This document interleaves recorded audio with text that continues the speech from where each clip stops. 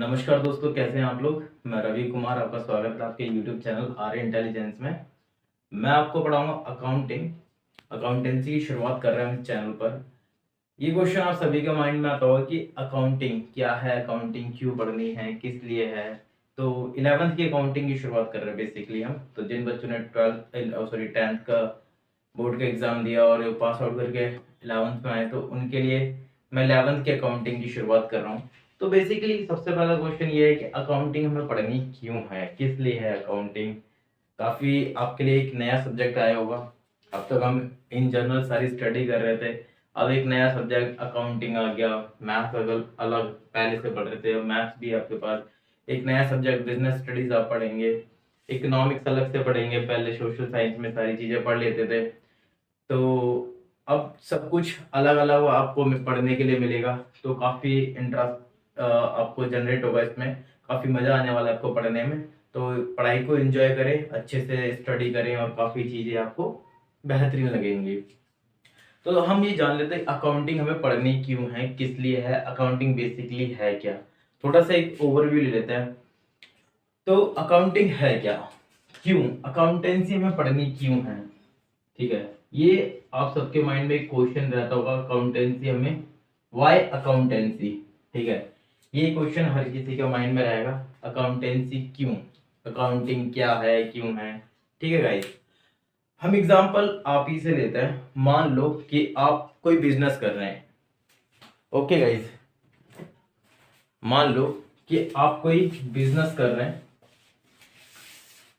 और बिजनेस में, ठीक है, बिजनेस में लेन देन चलता है। आप चीजें बेचते हैं, चीजें खरीदते हैं।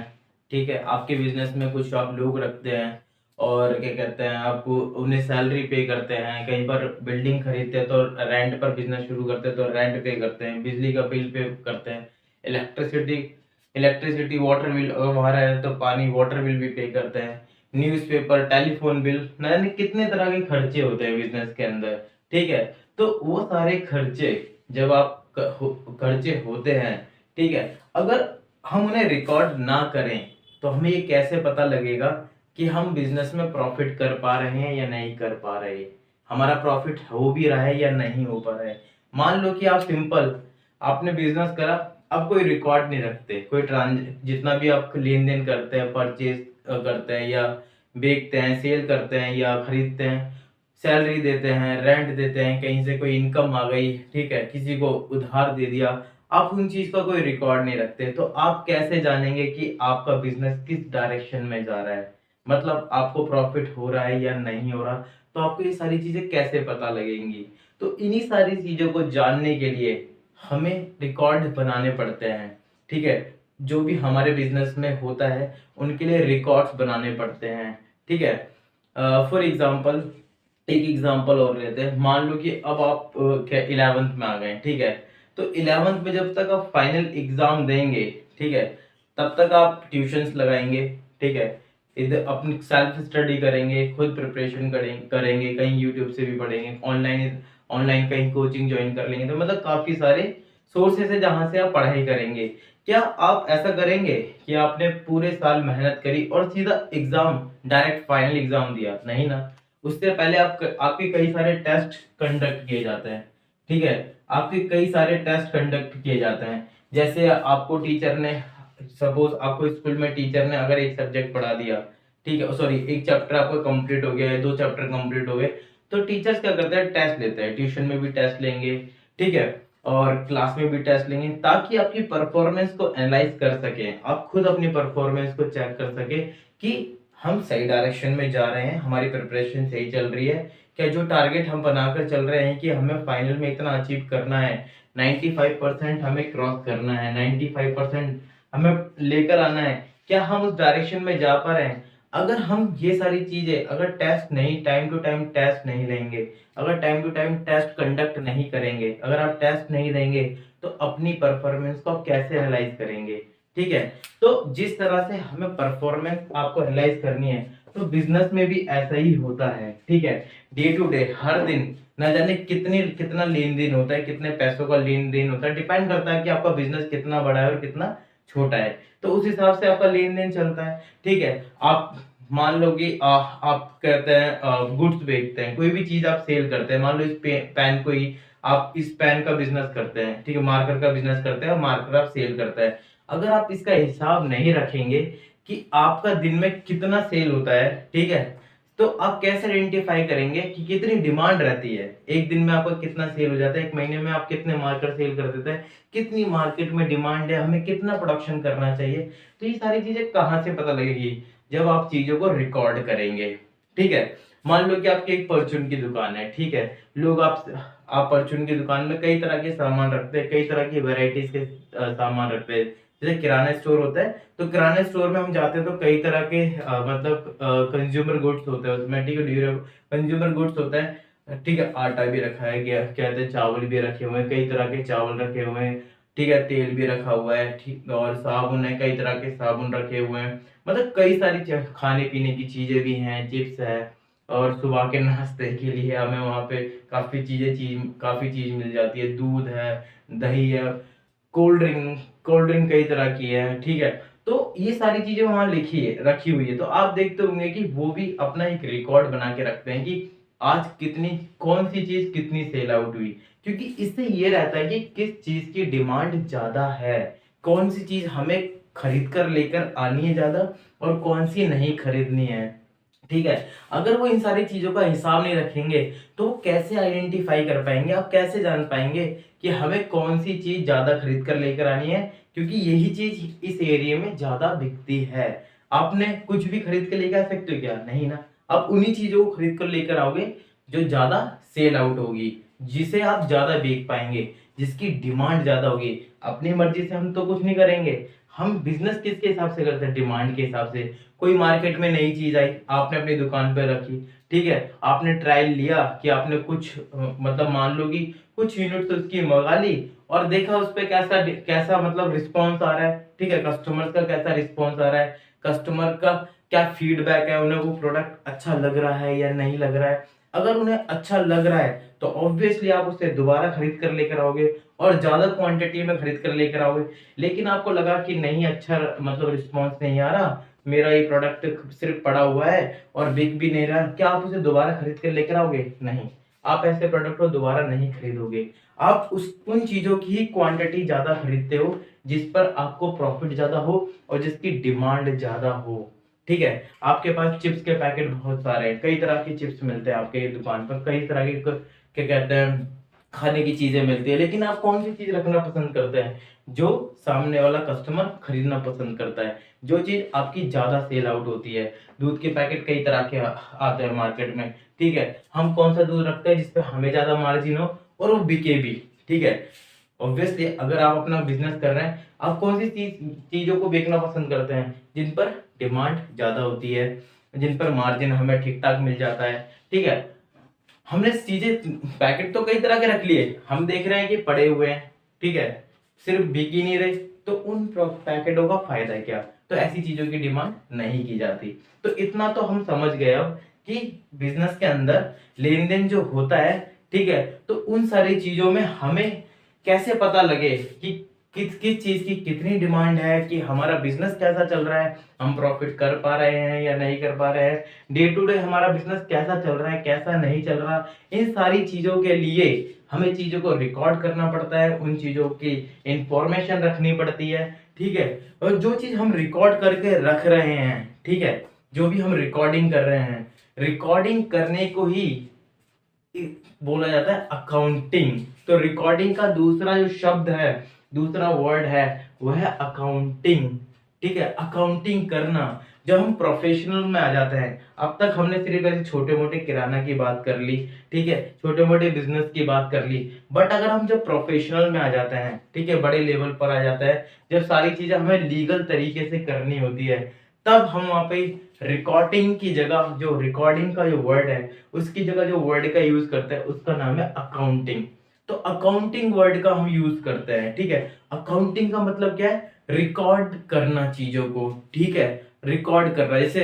जैसे फॉर एग्जांपल आप कई लोग होंगे, ठीक है, दुकान से सामान खरीदते होंगे, उधार खरीदते होंगे, आप जाते होंगे, अरे हमारा रिकॉर्ड दिखा दो कि कैसा हमारा खाता चल रहा है। जाते हैं, जैसे मैं हूँ, मैं किसी दुकानदार के पास गया, ठीक है, मैं हर महीने उससे उधार खरीदता हूँ। उसने मेरे नाम से एक खाता बना रखा है अपनी डायरी के अंदर, ठीक है। उसने एक एक नाम से मेरे खाता बना रखा है इस तरीके से। बुक के ऊपर आपने देखा होगा कि उसकी एक बुक होती है, ऊपर में नाम लिख देता है कि ठीक है, और वो हर दिन का यहाँ पे लिखता रहता है, लिखता रहता है, लिखता रहता है, और महीने के एंड में वो टोटल सबका अमाउंट टोटल कर मुझे बता देता है कि इतना हुआ, ठीक है। तो इतना इतना सारा अमाउंट हो, उसका टोटल सब कुछ मुझे कर बता देगा, ठीक है। तो यहाँ पर वो मुझे इन सारी चीजों का टोटल बता देगा। मैं उसके पास जाता हूँ कि मेरा रिकॉर्ड दिखा दो, ठीक है, रिकॉर्ड दिखा दो, तो मुझे दिखा देता है रिकॉर्ड। रिकॉर्ड का मतलब मेरा खाता दिखा दो कि मेरा खाता, मेरा रिकॉर्ड कैसा चल रहा है, कितना अब तक मेरे पर मतलब आपका कर्जा हो गया है, कितना मुझे आपको पे करना है। उसी चीज को हम प्रोफेशनल में, लीगल टर्म में, जब हम अकाउंटिंग के टर्म में उसे अकाउंट्स बोलते हैं, कहते हैं ना कि मेरा अकाउंट दिखा दो, मतलब मेरा खाता दिखा दो कि मेरा किस तरीके से चल रहा है। तो रिकॉर्ड जो बोलते हैं, रिकॉर्ड, तो उसी को हम प्रोफेशन में बोलते हैं अकाउंट, ठीक है। और रिकॉर्डिंग करना, चीजों को रिकॉर्ड करना, ट्रांजेक्शन जो हो रही है, जो ये लेन देन जो चल रहा है, एक्सचेंज जो हो रहा है, कि कोई चीज हमने दी, उसके बदले में कुछ लिया, या नहीं दी तो उधार में हमने वो चीज दी, या उधार में उस चीज को ली। तो दो लोगों के बीच में, कम से कम दो लोगों के बीच में जो चीज लेन देन हो रही है, वही चीज क्या कहलाती है, ट्रांजैक्शन, लेन और देन, ठीक है। समझ में आया ये चीज। अब हम आते हैं अकाउंटिंग को, ठीक है। इतना आपको समझ में आया कि बेसिकली अकाउंटिंग क्या है, हम क्यों कर रहे हैं अकाउंटिंग, ठीक है गाइस। तो इतना तो आपको समझ में आया होगा। अब समझते हैं अकाउंटेंसी, ठीक है। अकाउंटेंसी क्या होती है, किस लिए होती है, ठीक है। आपने अकाउंटेंसी से पहले थोड़ा सा और डीप में समझते हैं इस चीज को, ठीक है। मान लो कि अब आप बिजनेस पे, अब चलते हैं लीगल टर्म पे। इतना तो हमें समझ गया। अगर जब हम लीगल चले जाते हैं, लीगल टर्म में बात करते हैं, प्रोफेशनल में बात करते हैं, तब हमारे सामने वर्ड आता है अकाउंटिंग, अकाउंट्स, ये सारी चीजें आती है, ठीक है। अकाउंटिंग, अकाउंट्स, ये ऐसे सारे टर्म्स अब हमारे सामने आएंगे। होप अब आपको समझ में आएगा कि उसी चीज को हम देसी भाषा में क्या बोलते हैं, रिकॉर्डिंग, रिकॉर्ड्स। जैसे जैसे कि मान लो एक दूध वाला है, ठीक है। आपका दूध का बिजनेस है, आपके पास कई सारे कस्टमर्स होंगे, कई सारे ग्राहक होंगे, ठीक है। आप उन ग्राहक को डेली दूध देते हो, ठीक है। तो क्या आप उनके नाम के आगे खाता नहीं बना के रखते कि मान लो कि आप राम को दूध देकर आते हो, ठीक है, श्याम को दूध देकर आते हो, रवि को दूध देकर आते हो, ठीक है, और भी रोहित को दूध देकर आते हो। तो इनके क्या आप खाता बना के नहीं रखते, ठीक है। बना के रखते हो कि आज इन्होंने कितने लीटर दूध लिया, इन्होंने 4 लीटर दूध लिया, 2 लीटर दूध लिया, 3 लीटर दूध। तो इस तरीके से आप हर महीने इन्हें दूध देते हो। जिस दिन नहीं जाता उस दिन आप एब्सेंट लगा दो कि आज कोई हमने दूध नहीं दिया था। इस तरीके से हर इंसान रिकॉर्ड बनाता है, हर इंसान ट्रांजेक्शन करता है। और कौन से ट्रांजेक्शन कर रहा है, जिसमें पैसे का लेन देन, मतलब पैसे की वैल्यू है। दूध दे रहे हैं, दूध फ्री में दे देंगे नहीं, पैसा लेंगे इससे। तो फाइनेंशियल चीजों की रिकॉर्डिंग हम यहाँ पर कर रहे हैं, ठीक है। तो हम मंथ के एंड में उन्हें बता देंगे कि आपने इतना दूध लिया था और आपको इतना कहता है, और एक उनका रिकॉर्ड बनाकर उन्हें दे देंगे एक स्लिप कि आपने महीने में इतना दूध लिया है और इतना आपको पे करना है। तो हम ये देख रहे हैं कि यहाँ पर भी एक मतलब एक सपोर्टिंग डॉक्यूमेंट्स रखे जाते हैं, प्रूफ रखा जाता है, क्योंकि सामने वाले को आपको दिखाना पड़ेगा। क्योंकि वो भी, अगर राम को बोलोगे कि आपने इतने लीटर दूध लिया था, तो बताना तो पड़ेगा, देखो राम आपने इतना लीटर दूध लिया था, इतने लीटर आपने महीने में दूध लिया था, कि आपने मतलब 60 लीटर दूध लिया है महीने का, ठीक है। अब राम भी ऐसा नहीं है कि राम अब कोई उसे नहीं पता हुआ। राम भी अपने रिकॉर्ड बना के रखता होगा अपनी बुक में कि हर दिन हमारा कितना दूध आता है, तो हमने कितना लीटर दूध लिया है, ठीक है। तो वो जब अगर ये झूठ बोलता दूध वाला, तो वो मैच कर लेता अपने उस रिकॉर्ड से, क्योंकि रिकॉर्ड हर कोई बना कर रखता है, ठीक है। जब पैसे की बात आती है, और जब पैसे की बात आती है, वहां चीजों को रिकॉर्ड कर कर रखना पड़ता है, ठीक है। और रिकॉर्ड करते हैं ताकि वो as a document, as a proof बन जाए, ठीक है, प्रूफ बन जाए। और प्रूफ पे ही आप चीजों को रिकॉर्ड करेंगे, ठीक है। जब आप कहीं पे जाते हैं, कोई चीज खरीदते तो बोलते ना कि प्रूफ दे दो, वो कहता है स्लिप दे दो, जो भी हमने आपको खरीदा है इनवॉइस दे दो, आप एज अ प्रूफ लेते हो ना सारी चीजों के, बस वही सारी चीजें हम यहाँ बिजनेस में भी करते हैं। ठीक है, इतना समझ में आया आपको? ओके, अब थोड़ा सा और आगे चलते हैं। अब बिजनेस में क्या होता है, जब हम बिजनेस में जाते हैं, अब तक आपको इतना समझ में आ गया होगा हो। अब हम जब बिजनेस की बात करते हैं, बड़े बड़े बिजनेस होते हैं, मान लो कि अपने, अब इतना तो आपको समझ में ही आ गया होगा, आज की जनरेशन को पता ही है, चार्टर्ड अकाउंटेंट ये सब लोग जो रिकॉर्ड करते हैं ट्रांजेक्शन, खाते बाते, कंपनी के हर रिकॉर्ड लेन देन का हिसाब रखते हैं, सीए चार्टर्ड अकाउंटेंट के बारे में आपने अच्छे से सुना होगा। तो जब कंपनीज में जो ट्रांजेक्शन होती है, ठीक है, कंपनी जब बिजनेसमैन की सैलरी, एम्प्लॉयज को सैलरी दे दी, ठीक है, एम्प्लॉय को सैलरी दे दी, रेंट पे कर दिया, ठीक है, कहीं इंटरेस्ट उधार पैसा ले रखा था, इंटरेस्ट पे कर दिया, ठीक है, गुड्स मतलब जिस चीज में बिजनेस करते हैं वो हमने सामान बेच दिया, तो कितने का भी बेचा हो, 10,000 पे सैलरी दे दी, 10,000 रेंट दे दिया, 5,000 इंटरेस्ट दे दिया, 50,000 के गुड्स बेच दिए। तो आप एक चीज देख रहे हैं, बिजनेस में डेली ये सारी चीजें होती होंगी, इन्हीं सभी को बोलते हैं हम ट्रांजेक्शन। ठीक है, इकोनॉमिक इवेंट्स, हर दिन न जाने कितने बिजनेस में कितने ट्रांजेक्शन होंगे, कितने इवेंट्स होते होंगे, कितना लेन देन होता होगा। ठीक है, तो हम बिजनेस में सिर्फ उन्हीं चीजों पे बात करते हैं कि जो हमारी फाइनेंशियल ट्रांजेक्शन हैं। ठीक है, अब हम बुक से लेके पढ़ना शुरू करेंगे। ठीक है, ये बुक आपके पास होगी, डबल एंट्री, ठीक है, टीएस ग्रेवाल, ये बुक से हम पढ़ना शुरू करेंगे। बेसिकली सभी इसी बुक को फॉलो करते हैं, बहुत अच्छा कंटेंट है, हम इसी बुक को पढ़ेंगे। ठीक है, तो बुक से हम अब फर्स्ट चैप्टर की शुरुआत करते हैं और पढ़ते पढ़ते हम चीजों को और डिटेल में समझते हैं। ठीक है, शुरुआत करते हैं इंट्रोडक्शन टू अकाउंटिंग से। ये आपका पहला चैप्टर है, तो हम पहले चैप्टर से शुरुआत करते हैं। देखो, बिजनेस में हर दिन न जाने कितनी ट्रांजेक्शन्स, मतलब कितना लेन देन होता है। ठीक है, हम लेकिन उन्हीं चीजों को रिकॉर्ड करते हैं, उन्हीं चीजों को देखते हैं, उन्हीं चीजों को हमें रिकॉर्ड करना होता है चार्टर्ड अकाउंटेंट को, जो फाइनेंशियल नेचर की हैं। फाइनेंशियल नेचर मतलब जिसमें पैसा इन्वॉल्व है, ठीक है, जिसमें पैसे का लेन देन है, जिसमें पैसे की वैल्यू है। ठीक है, जैसे कि आपने सैलरी दी, आपने सैलरी पे करी, पेड टू एम्प्लॉय। ठीक है, आपने एक एम्प्लॉय को सैलरी दी, ठीक है, ये फाइनेंशियल नेचर की है क्योंकि इसमें पैसा इन्वॉल्व है। ठीक है, पैसा इन्वॉल्व है। आपने सप्लायर को पैसा दे दिया, ठीक है, आपने सप्लायर को पैसा दे दिया, कैश पेड टू सप्लायर। ठीक है, आपने सप्लायर को पैसा दे दिया, ये भी फाइनेंशियल ट्रांजैक्शन है क्योंकि इसके अंदर पैसा इन्वॉल्व है। ठीक है, हमने गुड्स परचेज करे, मतलब कुछ सामान परचेज करा, परचेज करा एट क्रेडिट, एट क्रेडिट। ठीक है, हमने गुड्स परचेज करे उधारी पर, क्या ये फाइनेंशियल ट्रांजैक्शन है? ऑब्वियसली फाइनेंशियल ट्रांजैक्शन है। अगर हम किसी से कोई चीज उधार में खरीद कर लेकर आते हैं, क्या उसका पैसा हमें नहीं देना होता? देना होता है। अगर हमने कोई चीज खरीदी है, गुड्स खरीदे हैं, इनकी कुछ तो वैल्यू होगी, बेशक अभी नहीं दिया, कैश नहीं दिया, लेकिन पैसा तो देना है ना, पैसा तो हम उसे देंगे सामने वाले को। तो इसका मतलब ये भी फाइनेंशियल ट्रांजैक्शन है, इसे भी हम रिकॉर्ड करेंगे।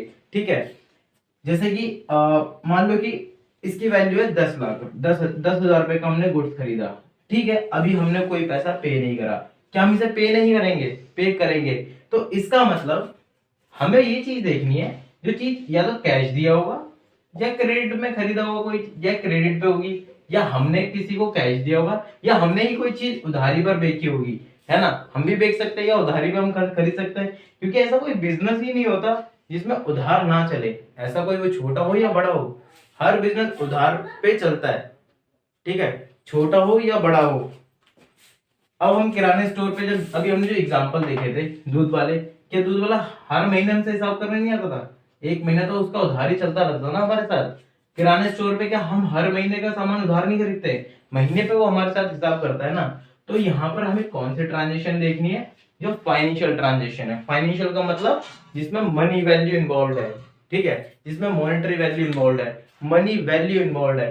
ठीक है, मान लो कि आज 4 एम्प्लॉय को टर्मिनेट कर दिया। ठीक है, 4 employees are terminated from company, 4 employees are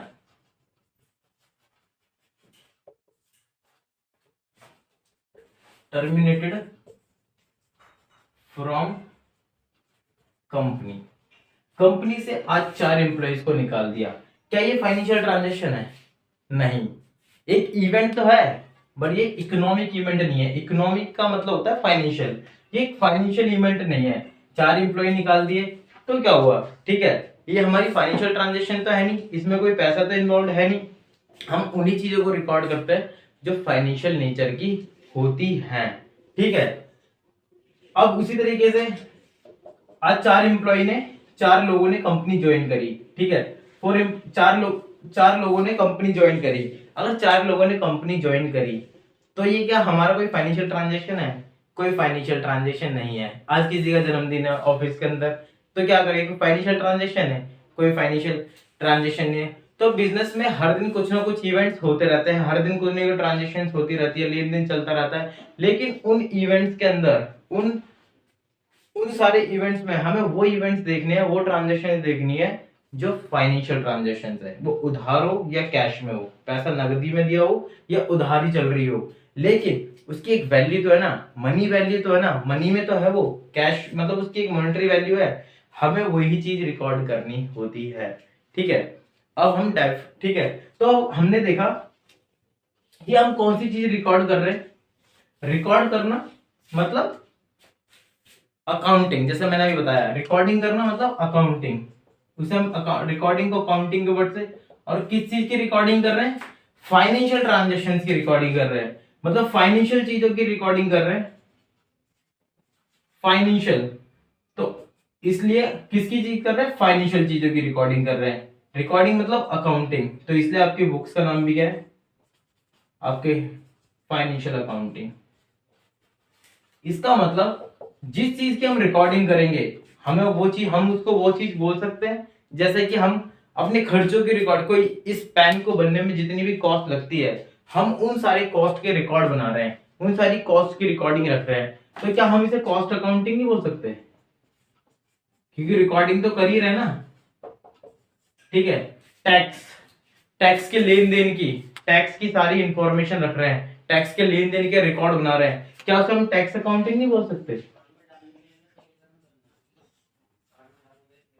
तो इसका मतलब जिस चीज की हम रिकॉर्डिंग करेंगे, उसे उसी चीज के हिसाब से, नाम से हम जानेंगे भी। ठीक है, नाम से पता लग रहा है फाइनेंशियल अकाउंटिंग, फाइनेंशियल चीजों की रिकॉर्डिंग करी जाएगी। कॉस्ट अकाउंटिंग, कॉस्ट मतलब खर्चों की अकाउंटिंग की जाएगी, टैक्स की अकाउंटिंग की जाएगी, अकाउंटिंग मतलब रिकॉर्डिंग की जाएगी। होप आपको इतना सब कुछ समझ में आ गया होगा। अकाउंटिंग की जाएगी। अब कैसे की जाएगी? कैसे चीजों को रिकॉर्ड करेंगे, कैसे चीजों को रिकॉर्ड करेंगे, कैसे नहीं करनी है, कौन सी चीज हमें रिकॉर्ड करनी है, कौन सी चीज रिकॉर्ड नहीं करनी है, कैसे रिकॉर्ड करनी है, क्या सिस्टम फॉलो करेंगे, ठीक है, क्या रूल्स होंगे, क्या प्रिंसिपल्स होंगे, ताकि सभी लोग, ठीक है, एक ही स्टैंडर्ड, एक ही फॉर्म, एक ही तरीका फॉलो करें। क्योंकि अलग अलग तरीका फॉलो करेंगे तो फिर तो मिसमैच हो जाएगा ना। तो सभी को, जब अकाउंटिंग सारी कंपनीज, जितनी भी कंपनीज है, उन्हें एक ही रूल फॉलो करना पड़ेगा। ठीक है, और जो रूल फॉलो करना पड़ेगा वो चीज हमें स्टडी करनी पड़ेगी, और इन सारी चीजों की जो हम स्टडी कर रहे हैं उसी को बोलते हैं अकाउंटेंसी। ठीक है, जो आपका सब्जेक्ट है, ठीक है, अकाउंटेंसी। ठीक है, यही आपका सब्जेक्ट है अकाउंटेंसी, जिसमें हमें ये पढ़ना है कि कैसे हमें चीजों को रिकॉर्ड करना है, कौन सी चीजों को रिकॉर्ड करना है, क्या स्टैंडर्ड फॉलो करना है, क्या रूल्स है, क्या रेगुलेशंस है, क्या चीज, कैसे हमें कर अकाउंट्स बनाने हैं। ये सारी चीजें हम सीखते हैं अकाउंटेंसी में। तो मतलब थ्योरेटिकल स्टडी, स्टडी हम यहाँ करेंगे। ठीक है, तो हम, इसका मतलब accounting is the part of the accountancy. Okay, so accounting is a part of the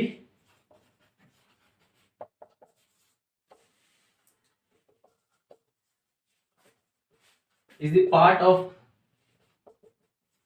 accountancy बोल सकते हैं, अकाउंटेंसी का पार्ट हो गया ये, हाँ या ना? ठीक है, इतना समझ में आया? ओके, अब हम डेफिनेशन देखेंगे। डेफिनेशन क्या कहती है? डेफिनेशन क्या है? Accounting. What is accounting? Accounting refers to the process, एक ऐसा प्रोसेस, एक ऐसा माध्यम, ऐसा वे, एक तरीका ऑफ आइडेंटिफाइंग, जिसमें हम आइडेंटिफाई करते हैं। क्या आइडेंटिफाई करते हैं? देखते हैं। Measuring, identifying, identifying, measuring, recording, classifying, summarizing and communicating financial information to the users। ठीक है, so the accounting refers to the process of identifying, measuring, recording, classifying, summarizing and communicating financial information to the users। ये definition है। अब इस definition का मतलब क्या है? इस डेफिनेशन के अंदर ही पूरी अकाउंटिंग है। पूरी अकाउंटिंग जितना भी आप पढ़ेंगे अकाउंटिंग में 11th में, 12th में और प्रोफेशनल कोर्सेज में, ये डेफिनेशन पूरी अकाउंटिंग को अपने अंदर समा लेती है। ये डेफिनेशन अपने में ही संपूर्ण है। ठीक है, तो अब इस डेफिनेशन को समझते हैं। अभी हमने कुछ ट्रांजेक्शन्स ली थी कि salary paid, salary paid to employees. ठीक है, salary paid to employees 1 lakh rupees. ठीक है, 1 lakh rupees. Goods purchased at credit, उधार खरीदे हैं, 10 लाख के खरीदे हैं। ठीक है, अब मैनेजर इज प्रमोटेड, मैनेजर का प्रमोशन हो गया। 4 employees are fired, 4 employees are fired. तो सबसे पहला यहां पर क्या है? आइडेंटिफाइंग।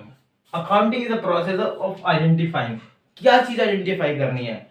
आइडेंटिफाई करने में फाइनेंशियल ट्रांजैक्शंस, फाइनेंशियल ट्रांजैक्शन जिसमें मनी और मनी की वैल्यू इन्वॉल्व है। ठीक है, बिजनेस में हर दिन कुछ ना कुछ तो लेन देन हो रहा है, कुछ ना कुछ तो बिजनेस में चलता रहता है। अगर बिजनेस कर रहे हैं तो एम्प्लॉइज आ भी रहे हैं, एम्प्लॉइज जा भी रहे हैं, लड़ाई हो रही है, काफी इवेंट हो रहे हैं बिजनेस में, काफी चीजें चल रही है, प्रमोशन हो रहा है, डिमोशन हो रहे हैं, कोई एम्प्लॉय एक डिपार्टमेंट से दूसरे डिपार्टमेंट में ट्रांसफर किया जा रहा है, गुड्स परचेज हो रहे हैं, कैश में हो रहे हैं, उधार में हो रहे हैं, सैलरी पे की जा रही है, रेंट पे किया जा रहा है, इलेक्ट्रिसिटी बिल पे किया जा रहा है, इंटरेस्ट, हमने पैसा किसी को दे रखा था, उस पर हमारे पास इंटरेस्ट आ रहा है, हमने किसी से पैसा लिया था और हमें उस पर इंटरेस्ट देना पड़ रहा है। ठीक है, कोई मतलब कहीं ये इवेंट चलते रहता है बिजनेस में, हर दिन चलते रहता है। But as a chartered accountant, as a CA, आपको कौन सी ट्रांजेक्शन्स रिकॉर्ड करनी है?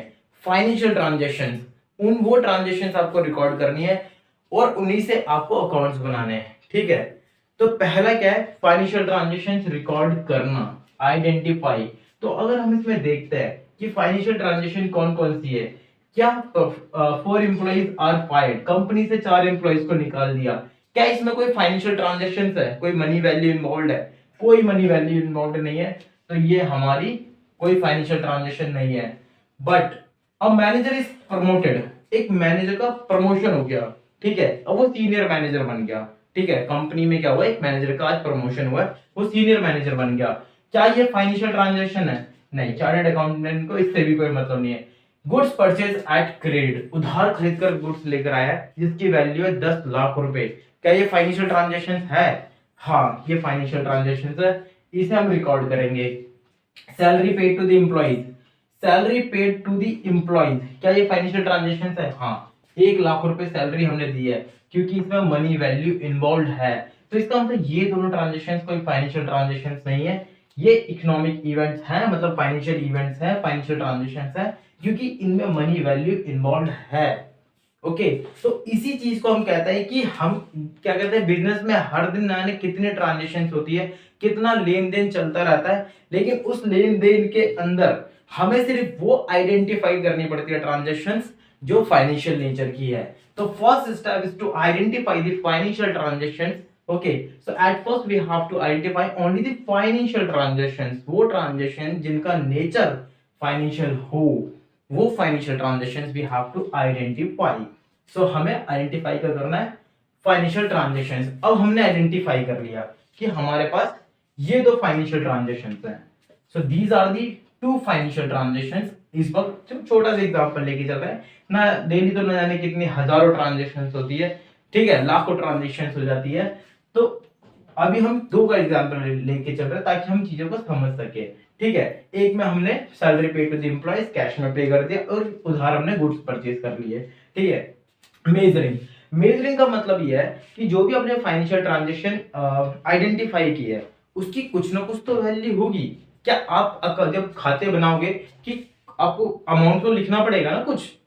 जब दूध वाला क्या कहता है, दूध देता है 2 लीटर, तो 2 लीटर जब वो दूध देता है, क्या सिर्फ इतना लिख देता है 2 लीटर दूध दिया? क्या उसे नहीं पता कि मेरा 1 लीटर दूध 70 रुपए का जाता है, तो 140 रुपए आज के हो गए? तो मेजर नहीं करता कि इसकी वैल्यू 2 लीटर की वैल्यू है कितनी, मेजर करता है ना। तो इसी को बोलते हैं मेजरिंग करना, कि फाइनेंशियल ट्रांजेक्शन्स में जो भी लेन देन जो भी हो रहा है उसकी वैल्यू है क्या, ठीक है। आपने सैलरी पे करी, कितनी सैलरी पे करी, ठीक है, सैलरी पे करना एक फाइनेंशियल ट्रांजेक्शन है, but how much amount you have paid, आपने कितना अमाउंट पे करा एम्प्लॉइज को, आपने पे करा 1 लाख रुपए एम्प्लॉइज को पे करा, मेजर हो गया, आपको वैल्यू पता लगी, मॉनेटरी वैल्यू उसकी पता लग गई कि भाई इतनी मॉनेटरी वैल्यू है उसकी, ठीक है। तो हम मॉनेटरी वैल्यू में, ठीक है, मेजरिंग करने के लिए हम कौन सी टर्म यूज करते हैं, कौन सी यूनिट लेते हैं, money, monetary value, monetary term में हम इन्हें मेजर करते हैं। Goods purchase at the credit, उधार खरीद के लेकर बिजनेस गुड्स खरीदे हमने, उधार गुड्स खरीदे हमने बिजनेस में, ठीक है, उधार खरीद ले, पैसा तो देंगे, कुछ तो वैल्यू होगी उसकी जो हमने खरीदे हैं। तो हमने जो उधार खरीदे हैं गुड्स, वो कितने के खरीदे हैं, 10 लाख के खरीदे हैं, तो इसकी मनी वैल्यू क्या हो गई, 10 लाख रुपए हो गई। तो मेजर करना, मापना, नापना, कैलकुलेट करना कितनी इसकी वैल्यू है, ठीक है, तो वो चीज करना मेजरिंग, ठीक है। ओके, अब आपने आइडेंटिफाई कर लिया,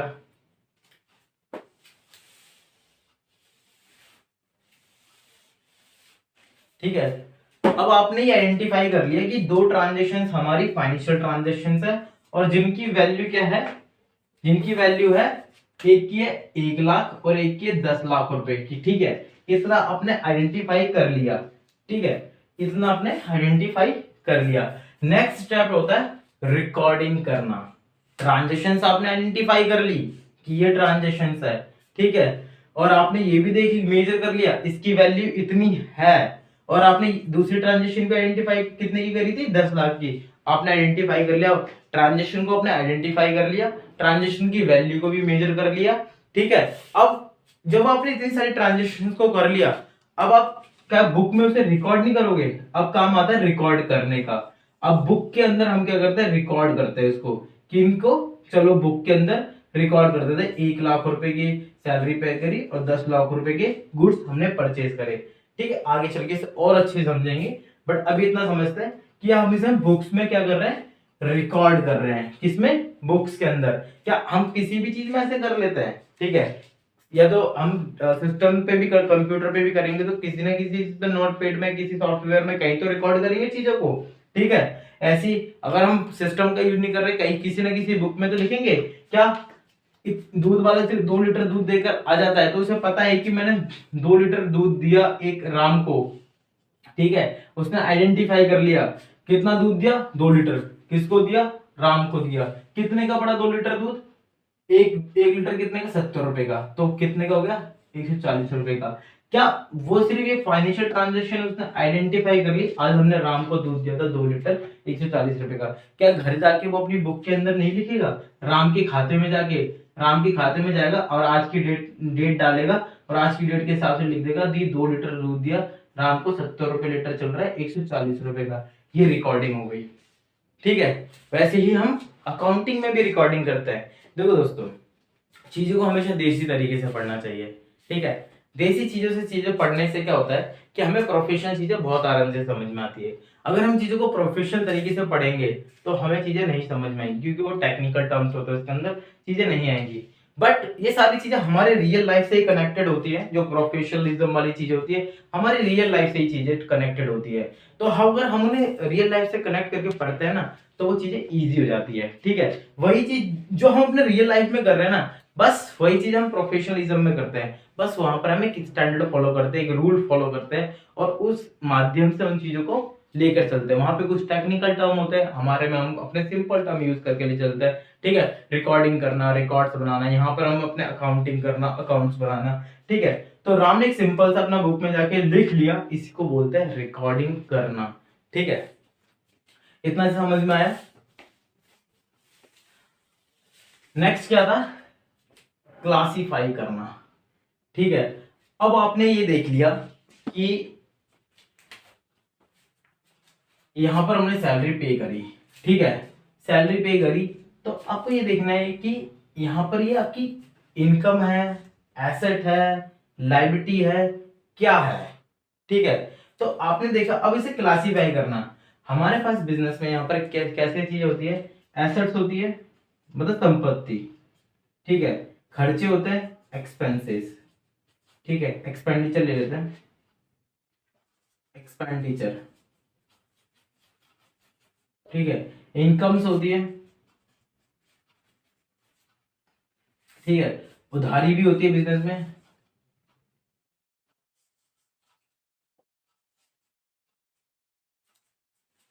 ठीक है। उधारी होती है, इनकम होती है, एक्सपेंडिचर होता है, एसेट्स होती है। एसेट संपत्ति होती है, खर्चे हमारे होते हैं, इनकम होती है, ठीक है। लायबिलिटीज भी होती है। अब हमने देखा कि अब हम चीजों को क्लासिफाई करेंगे कि कौन सी चीज क्या है इनमें से ट्रांजेक्शन से। Salary paid to employees, employees को हमने सैलरी पे करी, तो ये हमारा एक एक्सपेंडिचर है, कोई हमारी एसेट है, कोई संपत्ति है नहीं, हमारा एक तरीका खर्चा है, हमारा एक्सपेंडिचर है। कि सैलरी हमने एम्प्लॉय को करी तो हमारा एक्सपेंडिचर है। हम गुड्स खरीद कर लेकर आ गए, ठीक है। हमारे पास स्टॉक हो गया है, स्टॉक, ठीक है। हमारे पास बोलते हैं ना स्टॉक, हम गुड्स कोई चीज खरीद के लेकर आएंगे, उससे फिर बेकिंग अपने सामान में रखें कि स्टॉक आज खत्म हो गया। जैसे आप भी कोई चीज बुक करते होंगे अमेजोन पे, फ्लिपकार्ट पे, या किसी भी ई कॉमर्स वेबसाइट पे कोई चीज खरीदने जाते होंगे कि यार ये टी शर्ट बहुत पसंद आ रही है, बट नेक्स्ट डे देखते होंगे तो स्टॉक से आउट ऑफ स्टॉक है, मतलब अब वो सामान खत्म हो चुका है, अब नहीं है, तो वो स्टॉक, ठीक है। अगर आप कोई चीज खरीद के लेकर आए तो वो आपका स्टॉक है, ठीक है। स्टॉक मतलब संपत्ति है, वो आपकी एसेट है जिस पर आपका हक है, ठीक है। वो एसेट है आपकी, ठीक है। तो एसेट है तो आप क्लासिफाई करेंगे ये एसेट है, ठीक है। लेकिन आपने खरीदी किस चीज में? उधार भी खरीदी है, तो आपकी लायबिलिटी भी है। एसेट तो आप पे आ गई, गुड्स आप पे आ गए, बट आपकी एक चीज और बढ़ गई, उधारी, लायबिलिटी भी बढ़ गई। देख रहे हो कैसे क्लासिफाई कर रहे हैं। मान लो कि आपको इंटरेस्ट कहीं से मिल गया, इंटरेस्ट, आपने किसी को उधार दिया था, आपको इंटरेस्ट मिल गया 10,000 रुपए, ठीक है। 10,000 रुपए उस पर इंटरेस्ट मिल गया, आपकी इनकम भी हो गई। तो हम चीजों को क्लासिफाई कर रहे हैं, चीजों की कि एसेट्स है या एक्सपेंडिचर है या इनकम है या लायबिलिटीज है, क्या है। अब हम उसे क्लासिफाई कर रहे हैं, ठीक है। और उसे मतलब क्लासिफाई कर रहे हैं कि और अच्छे समझने के लिए कि कौन सी चीज हमारी एसेट्स है, कौन से हमारे खर्चे हैं, कौन सी हमारी इनकम है, ठीक है। क्या हमारी उधारी है, कितनी हमारी संपत्ति है, एसेट्स है, कितना हमारा एक्सपेंडिचर खर्चा है, और कितनी हमारी इनकम है, ठीक है। तो ये सारी चीजें हम क्यों कर रहे हैं? ताकि हमें बिजनेस में ये पता लग सके कि कितनी हमारी एसेट्स है। धीरे धीरे आप समझ रहे हो कि हम क्यों रिकॉर्डिंग कर रहे हैं, क्यों अकाउंटिंग पढ़ रहे हैं, क्यों फाइनेंशियल ट्रांजेक्शन का रिकॉर्ड कर रहे हैं। क्योंकि हमें ये पता तो रहे कि कितनी हमारी संपत्ति हमारे पास है, कितना एक्सपेंडिचर, हमारा खर्चा कितना होता है हर साल, हर महीने, हर साल, हर दिन, इनकम कितनी होती है हमारी, लाइबिलिटीज कितनी हमारे ऊपर उधारी है, कितना हमें देना है। अगर हम रिकॉर्डिंग ही नहीं करेंगे तो कैसे ही आइडेंटिफाई कर पाएंगे कितनी हमारे ऊपर उधारी है, कितना हमें पे करना है, ठीक है। तो इसलिए हम क्या करते हैं, अकाउंटिंग करते हैं, ताकि उससे हमें इंफॉर्मेशन मिलती है कि इतनी आप पे उधारी है, इतनी आपकी एसेट्स है, इतनी आपकी इनकम होती है, इतना आपका खर्चा होता है। तो this is the information providing, तो it is providing the information to us कि हमें अकाउंटिंग इंफॉर्मेशन प्रोवाइड करती है। तो अगर कोई चीज इंफॉर्मेशन प्रोवाइड कर रही है तो उसे हम इंफॉर्मेशन सिस्टम बोल सकते हैं। तो एक इंफॉर्मेशन सिस्टम है ये अकाउंटिंग, जिससे हमें इंफॉर्मेशन मिलती है। तो accounting is a information system बोल सकते हैं कि जिससे हमें कोई इंफॉर्मेशन मिले। और इंफॉर्मेशन हमें क्यों चाहिए, इससे क्यों क्यों जरूरत है इस इंफॉर्मेशन की, ताकि हम एक एप्रोप्रिएट डिसीजंस ले सकें। एप्रोप्रिएट डिसीजंस का मतलब कि जैसे बैंक है, जब अगर आपको बैंक से लोन ले रहे हैं तो बैंक को जब आप बताओगे कि मैं ये बिजनेस करता हूँ, मैं क्या कहते हैं ये हमारा बिजनेस है और हमें 10 करोड़ रुपए लोन चाहिए, क्या बैंक आपको ऐसे ही लोन दे देगा? नहीं, वो आपसे पूछेगा कि शो करो, दिखाओ कि आपका बिजनेस कैसा परफॉर्म करता है, कितना प्रॉफिट होता है आपका, कितने खर्चे होते हैं आपके, कितनी संपत्ति है आपकी, कितनी उधारी है। पता लग रहा है उधारी तो आप पे अंधाधुंध उधारी का तो पैसा आपने खूब ले रखा है, ठीक है, और इनकम आपकी कुछ होती नहीं है, एक्सपेंडिचर आपके दुनिया भर के, एसेट्स आप पे कुछ भी नहीं है। तो अब बैंक जब आपको ये इंफॉर्मेशन, ठीक है, तो जब बैंक ये इंफॉर्मेशन लेगा आपसे, जब दिखाओगे ये इंफॉर्मेशन ये है, क्या बैंक आपको लोन दे देगा? नहीं देगा। तो समझ रहे हो कि इसकी जरूरत क्यों पड़ती है इंफॉर्मेशन की? डिसीजन लेने के लिए the most important thing is to take appropriate decision. और वो डिसीजन उसने कैसे लिया बैंक ने कि आपको लोन देना है या नहीं देना? आपकी रिकॉर्ड्स देखकर, आपकी फाइनेंशियल परफॉर्मेंस देखकर, आपका देखकर कि आपकी एसेट्स है कितनी, आपकी उधारी है कितनी, ये सारी चीजें देखकर ही बैंक ने ये डिसीजन लिया कि आपको लोन देना है या नहीं देना है। तो समझ गए कि ये इंफॉर्मेशन मिलती है, इससे आपको इंफॉर्मेशन मिलती है और लोगों को इंफॉर्मेशन मिलती है कि वो लोग आपके को बिजनेस में पैसा लगाएं या ना लगाएं। क्यों लगाएं? आप भी अगर किसी बिजनेस में पैसा लगाना चाहेंगे, अगर आप सपोज करो मेरा बिजनेस है, ठीक है, और आपको 2 करोड़ रुपए अपने मेरे बिजनेस में लगाने, इन्वेस्ट करने हैं, ठीक है, तो आप क्या आंख बंद करके भी मेरे बिजनेस में पैसा लगा दोगे? नहीं। आप सबसे पहले देखो ये बिजनेस इसकी परफॉर्मेंस कैसी है, कितना प्रॉफिट करता है, कितने एक्सपेंडिचर है, हर साल का इसका प्रॉफिट कितना है। आप पिछले पिछले पिछले से पिछले सालों के भी प्रॉफिट देखोगे कि इसकी परफॉर्मेंस रही कितनी, कैसी है, इस पे उधारी कितनी है, इसकी लायबिलिटीज कितनी, सॉरी उधारी कितनी है, इसकी एसेट कितनी है। तो ये सारी चीजें आप देखोगे तभी जाके डिसीजन लोगे कि इसे मुझे 2 करोड़ रुपए देने हैं या इसके बिजनेस में इन्वेस्ट करना है या नहीं करना है। तो यही सारी चीजें, तो ये चीजें आपको कहां से मिली? जब आपने मेरी कंपनी के रिकॉर्ड्स देखे, जब आपने मेरी कंपनी के खाते देखे, जब आपने मेरी कंपनी के स्टेटस देखा, ये सारी इंफॉर्मेशन सब आपको कहां से मिली? अकाउंटिंग से मिली। So that's why we can say that कि अकाउंटिंग एक इंफॉर्मेशन सिस्टम भी है जो कि हमें इंफॉर्मेशन प्रोवाइड करता है। क्यों? क्योंकि we have to take appropriate decision. हमें एक एप्रोप्रिएट डिसीजन लेना पड़ता है, सही डिसीजन लेना पड़ता है।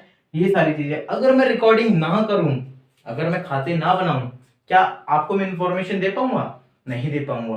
क्या मैं लोन ले पाऊंगा? इस तरीके से नहीं ले पाऊंगा, क्योंकि बिजनेस को लोन लेना है तो उसे सारी चीजें करनी पड़ेगी। तो समझ रहे हो कि कितना इंपॉर्टेंट है? क्लासीफाई समझ में आया? Summarising.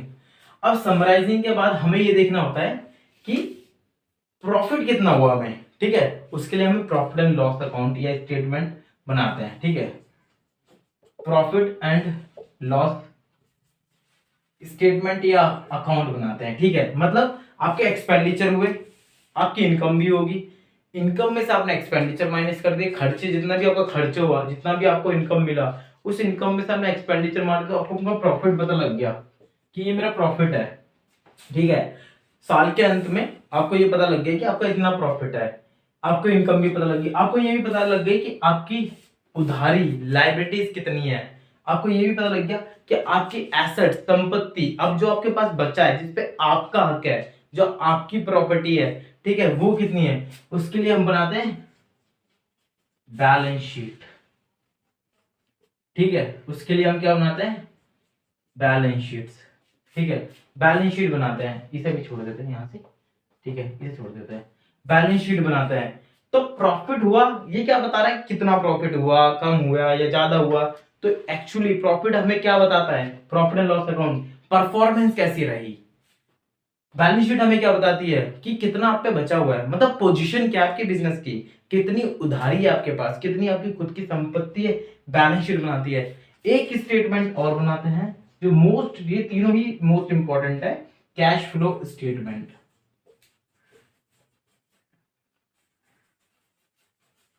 Cash flow statement. Cash flow statement से हमें ये पता लगता है कि इस वक्त बिजनेस में कैश मतलब नकदी, रोकड़ा, बैंक में हो या हार्ड कैश में हो, कितना है, इस वक्त है कितना पैसा, तो हमें कैश फ्लो स्टेटमेंट से पता लगता है, नाम से ही पता लगता है। जब हम ये कैश फ्लो स्टेटमेंट बनाते हैं तो इसमें हमें क्या पता लगता है, कैश का फ्लो, कि कैश आ रहा है, कैश जा रहा है, कितना कैश आ रहा है, और लास्ट में हमें ये पता लगता है कि कितना कैश इस वक्त हमारी जेब में है। जेब में मतलब हार्ड कैश में हो या बैंक में हो, बात एक ही है, क्योंकि बैंक से भी मैं निकाल सकता हूँ आराम से। तो कैश इस वक्त मेरे पास कितना है। तो तीन ही स्टेटमेंट्स होती है। कभी भी आपसे एक क्वेश्चन पूछा जाए कि कितनी फाइनेंशियल स्टेटमेंट्स होती है, तो फाइनेंशियल स्टेटमेंट्स तीन होती है।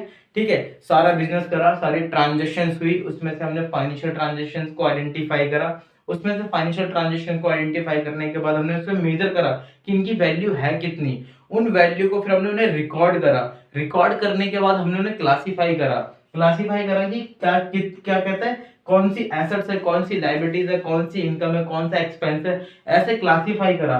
ठीक है, उसके बाद हमने क्या करा, उसमें से भी फिर हमने प्रॉफिट एंड लॉस बनाया, मतलब समराइज करा, और उससे अब समराइज करा और बैलेंस शीट बनाई और कैश फ्लो स्टेटमेंट बनाया। ठीक है, अब देखो जब लास्ट में ये सारी चीजें आई, यही तो सारी चीजें कहते हैं बैंक आपसे मांग रहा है कि अपना प्रॉफिट एंड लॉस अकाउंट दिखा दो, अपनी बैलेंस शीट दिखा दो, अपना कैश फ्लो स्टेटमेंट हमें दिखा दो, कि हम देख लेंगे कि आपके पास कितना कैश पड़ा हुआ है। कभी मुसीबत आ गई तो आप पे हमें जरूरत पड़ेगी आपसे कैश लेने की, तो रिटर्न तो करोगे। बैलेंस शीट दिखा दो कितनी लायबिलिटीज है उसके अंदर, कितनी उधारी है आपकी, खुद का पैसा आपका कितना बिजनेस के अंदर है, पता लग जाएगा बैलेंस शीट से हमें। आपका प्रॉफिट कितना होता है, सब कुछ पता लग जाएगा इन सारी चीजों से। तभी तो वो इन सारी चीजों को एनालाइज करेंगे, इस साल के भी करेंगे, पिछले साल के भी रिकॉर्ड देखेंगे, तब जाके बैंक आपको लोन देगा। तो समझो कितना, कोई इन्वेस्टर तब जाके आपके बिजनेस में इन्वेस्ट करेगा, कोई सप्लायर तभी आपको उधार देना पसंद करेगा। पता लग रहा है लायबिलिटी, उधारी आप पे पहले से और इतनी सारी चल रही है, बिजनेस में प्रॉफिट होता नहीं, तो कोई उधार आपको कैसे सामान दे देगा। ठीक है, कैसे उधार दे देगा, नहीं देगा ना आपको सामान उधार, वो तो मना ही कर देगा कि भैया आप तो पहले से इतने कर्जे में डूबे हुए हो, हमें कहां से पे करोगे, तो वो आपको सामान उधार भी नहीं देगा। वो कहां से, यहां से पता करेगा इन सारी चीजों से। ठीक है, इन सारी चीजों से पता करेगा। ठीक है, आपको खुद भी डिसीजन लेना है, आपको खुद का बिजनेस है, आप खुद नहीं चाहेंगे कि आपका प्रॉफिट कितना हुआ, पिछले साल कितना हुआ, तो उससे पिछले साल कितना होता, हमारी परफॉर्मेंस कैसी चल रही है, हमारा बिजनेस कैसा चल रहा है, कितनी हमारे पे उधारी है, कितनी लायबिलिटीज है, कैसे हमें अपने बिजनेस को और इंप्रूव करना है, कितना कैश हमारे पास पड़ा हुआ है। तो ये चीज तो आप भी जानना चाहोगे ना। एग्जाम्पल लेते हैं, मान लो कि आपका कोई जानने वाला या आपका कोई दोस्त है। ठीक है, आपके दोस्त को कुछ पैसों की जरूरत पड़ी है। ठीक है, आपके दो दोस्त हैं, ये आप और ये आप हो। ठीक है, हंस रहे हो, मुस्कुरा रहे हो। ठीक है, ये आप हो। ठीक है, ये आपके दोस्त हैं, अभी उदास हैं। ठीक है, उदास है क्योंकि पैसों की जरूरत है बेचारों को। ठीक है, ये आपके दोस्त हैं, इन्हें पैसों की जरूरत है। ठीक है, इन्हें पैसों की जरूरत है, ये उदास है। ये आपके पास आता है पहला वाला कि यार कुछ पैसों की जरूरत है, कुछ दिन में वापस कर दूंगा। ठीक है, 20,000 रुपए की जरूरत है, 20,000 रुपए की, ये आपसे बोलता है। क्या आप आंख बंद करके पैसा दे दोगे, नहीं दोगे ना, पहले तो देखोगे। ठीक है, मेरा दोस्त है कि भाई ये मेरे को पैसा दे भी सकता है टाइम से या नहीं दे सकता, पहले तो आप ये चेक करोगे।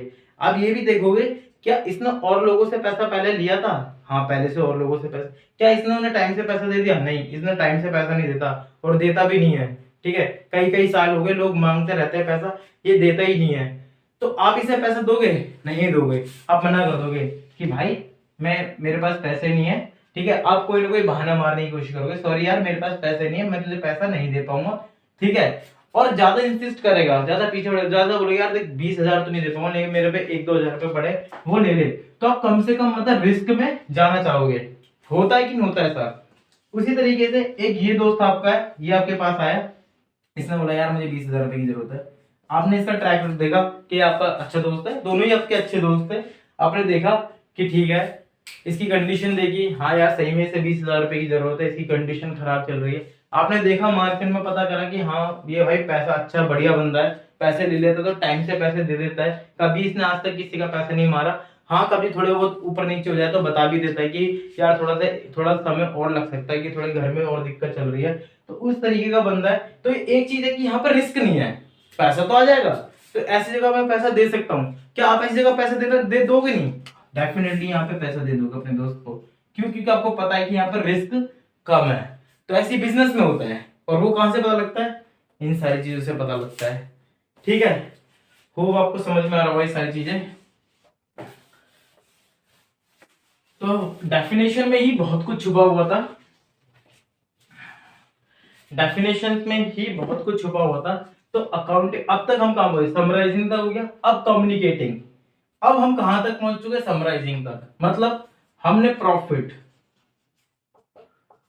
एंड लॉस अकाउंट बना लिया, ठीक है, हमने बैलेंस शीट बना ली। ये क्या होती है? फाइनेंशियल स्टेटमेंट्स होती है। मतलब समराइजिंग में हम क्या करते हैं? फाइनेंशियल स्टेटमेंट्स बनाते हैं।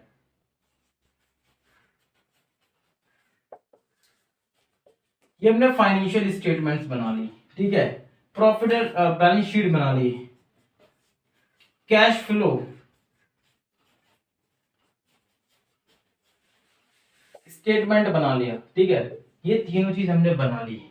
अब इसके बाद क्या होता है कि इसे हमें कम्युनिकेट करना पड़ता है। मतलब अब जो हमारे यूजर्स हैं, जिनके लिए इंपॉर्टेंट है, उनके साथ इन चीजों को शेयर करना पड़ता है, ठीक है, कुछ यूजर्स, ठीक है। सो कम्युनिकेटिंग फाइनेंशियल इंफॉर्मेशन, ये सारी चीज क्या है इन सारी चीजों के अंदर?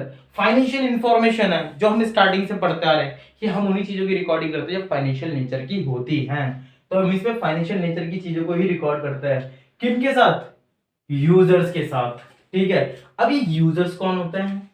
ये यूजर्स वो होते हैं जिनको इनकी जरूरत होती है, ठीक है। जैसे एम्प्लॉइज जानना नहीं चाहेंगे कि हम ये बिजनेस, ये कंपनी कैसा काम। कोई भी एम्प्लॉय, आप खुद मान लो, आज आप पढ़ाई कर रहे हो, ठीक है, कल आप 12वीं में जाओगे, कॉलेज करोगे, प्रोफेशनल कोर्सेज करोगे, आपके अंदर भी एक इच्छा जागेगी, मैं उस कंपनी में काम करना पसंद करूंगा, उस कंपनी में नहीं करूंगा क्योंकि वो कंपनी अच्छा प्रॉफिट नहीं कमाती, उसकी परफॉर्मेंस अच्छी नहीं है, उसकी मार्केट में अच्छी डिमांड, अच्छा नाम नहीं है। क्यों नहीं है? क्योंकि वो अच्छी परफॉर्मेंस नहीं रखती, उसकी एसेट्स अच्छी नहीं है, उसकी उधारी बहुत ज्यादा है, उसके पास कैश अच्छा नहीं रहता। तो ये सारी चीजें कहां से पता लगेगी? उनके खातों से पता लगेगी, ठीक है। तो हर इंसान को क्या जरूरत पड़ती है, ठीक है। तो जो एम्प्लॉइज हैं उनको जरूरत नहीं पड़ेगी इन सारी चीजों की, इस कंपनी ये प्रॉफिट कितना करती है, कैसी कंपनी है। तो दो तरह के यूजर्स होते हैं हमारे पास, ठीक है। तो यूजर्स जिनको इनकी जरूरत पड़ती है, क्यों जरूरत पड़ती है? ताकि वो डिसीजन ले सकें। कैसा डिसीजन? कि भैया जैसे बैंक है कि इस कंपनी को पैसा देना है या नहीं देना है, तो वो कहां से पता लगेगा? इन सारी इंफॉर्मेशन से पता लगेगा। तो हमारे पास दो तरह के यूजर्स होते हैं, एक इंटरनल होता है और एक एक्सटर्नल होता है। एक इंटरनल होता है और एक्सटर्नल होता है। इंटरनल यूजर्स जैसे कि आपका मैनेजमेंट, आपकी कंपनी के अंदर के लोग, जैसे एम्प्लॉइज, ठीक है, एम्प्लॉइज हो गए। आपका मैनेजमेंट में मतलब जो आप बिजनेस कर रहे हैं, जो आपका मैनेजमेंट है, ठीक है, जो बिजनेस, आपके बिजनेस को चला रहे हैं लोग, जो आपके बिजनेस को डे टू डे डायरेक्ट करते हैं, जो चलाते हैं, ठीक है। तो उन लोगों की जरूरत नहीं पड़ेगी, हर दिन जरूरत पड़ेगी, हर दिन वो सीए से पूछेंगे, ठीक है, कि भाई बिजनेस चल कैसा रहा है, कैसा हमारा प्रॉफिट चल रहा है, हर दिन चीजों को एनालाइज करेंगे। तो ऐसे आपने देखोगे कि कैसे बिजनेसमैन लगे रहता है कीड़े की तरह, कैसे उनका जीवन मतलब पूरा बिजी सा रहता है, ठीक है। तो हर दिन हर वक्त वो बिजी रहते हैं। क्यों? क्योंकि उन्हें पता है कि अगर हम ये सारी चीज नहीं करेंगे तो हमारा बिजनेस डूब जाएगा। तो हर दिन वो एनालाइज करते रहते हैं चीजों को कि हमारा बिजनेस कहाँ जा रहा है, किस डायरेक्शन में जा रहा है, कैसा कर रहा है, कैसा नहीं कर रहा। तो ये सारी चीजें कहां से पता लगेगी? आपको इन सारी चीजों से पता लगेगी, ठीक है। यूजर्स, ठीक है, कुछ एक्स्ट्रा और इन्वेस्ट, वो कौन से यूजर्स होते हैं आपके? एक्सटर्नल, जैसे बैंक हो गया आपका, गवर्नमेंट हो गई आपकी, इन्वेस्टर्स हो गए जो आपके बिजनेस में और भी होता है, ठीक है, पढ़ेंगे इसके बारे में। बैंक क्या ये अपने आपके बिजनेस का हिस्सा है? आपके बिजनेस के अंदर का है? इसे क्या मतलब? बिजनेस के बाहर का। आप इस एक्सटर्नल यूजर हो गए, जिसे जरूरत है, ठीक है, इसे जरूरत नहीं है, आपको लोन चाहिए तो आप इसके पास जाओगे। गवर्नमेंट के, ठीक है, कैसे लीगल प्रूफ ऑफ डॉक्यूमेंट्स अपने यूज करते हो, पढ़ेंगे इनके बारे में। इन्वेस्टर्स हो गए, ठीक है। इन्वेस्टर जो आपके बिजनेस में पैसा लगाना चाहते हैं लगाएंगे, लेकिन वो सबसे पहले आपकी परफॉर्मेंस तो देखेंगे। तो यही है आपकी डेफिनेशन में जो भी इसके अंदर जो एक्सप्लेनेशन था। Accounting refers to the process of identifying, अब समझ में आ रहा होगा कि इसका मतलब क्या है। Accounting refers to the process of identifying, measuring, ठीक है, recording, classifying, summarizing and communicating financial information to the users. ठीक है गाइस, तो आज डेफिनेशन तक रखते हैं। होप आपको ये समझ में आया होगा। अच्छे से पढ़ाई करते रहें। कोई भी क्वेश्चन है प्लीज आस्क मी, कमेंट कर दें। वैसे तो कोई क्वेश्चन होना नहीं चाहिए, ताकि इतने डिटेल में चीजों को लेके चल रहे हैं। पेशेंस से पढ़ें, कोई जल्दबाजी नहीं करें। बस एक स्टडी में अपनी रेगुलरिटी बना के रखें, स्कोर आपका अच्छा हो जाएगा। चीजों को बस रेगुलरिटी से पढ़ाई पढ़ते रहें। पॉजिटिव माइंड सेट रखें अपना, प्रैक्टिस ना छोड़ें, रेगुलरिटी रखें, प्रैक्टिस करते रहें एंड पॉजिटिव माइंड सेट रखें। ये ना सोचें कि जो इंटरव्यूज देता है कि अरे 2 महीने में लास्ट में पढ़ लेंगे, अच्छा स्कोर कर देंगे, ऐसा कुछ नहीं होता। जो लोग ये बोलते हैं 2 महीने में पढ़ लेते हैं, वो झूठ बोलते हैं। वो स्टार्टिंग से धीरे धीरे पढ़ रहे होते हैं और बच्चों का माइंड डाइवर्ट करने के लिए। तो इसलिए आप अच्छे से पढ़ाई करो, स्टार्टिंग से पढ़ाई करो। और अगर आपको वीडियो अच्छी लग रही है तो अपने दोस्तों के साथ शेयर करो एंड इस चैनल को सब्सक्राइब करो और अपना ध्यान रखो एंड थैंक यू गाइज।